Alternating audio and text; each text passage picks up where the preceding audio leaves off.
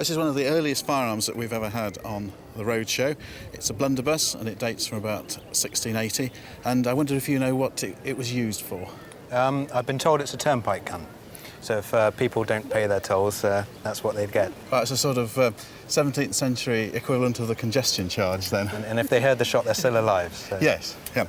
Well, it could well be used on a turnpike, but my view is that it's so big that it's actually for the defence of a ship. Okay. And it's the sort of thing that would have been rushed out of the arms chest to deal with boarders trying to get over the side of the gunwales, or also when two ships came together in an action and boarders were trying to go from both sides, then somebody could stay on one side and cover his colleagues with this by shooting into them. You could also put somebody up in one of the fighting tops, actually shooting down with it. So it's a blunderbuss, and that's a firearm which fires a large charge of shot. This would take something like about 4 or 5 ounces, so there's a lot of pellets in there.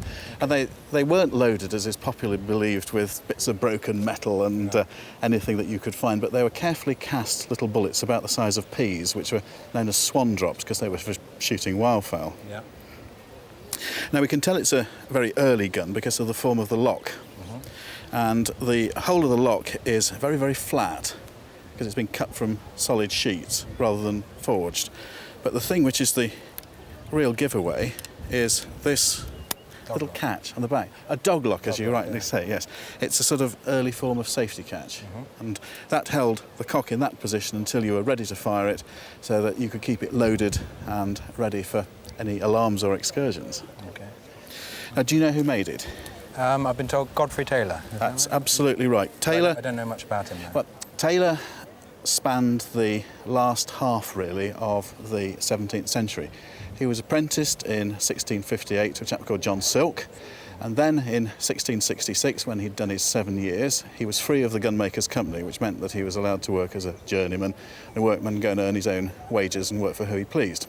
1682, he's elected an assistant of the gunmaker's company, and in 1690 and 1699 he was the master of it. So he was the leader of this very important livery company in the city of London at a time of great interest in our history. It's constitutional monarchy was starting to come in. You've got Pepys's diaries. It's an absolutely wonderful period, and it's amazing to think that this firearm was around at that time.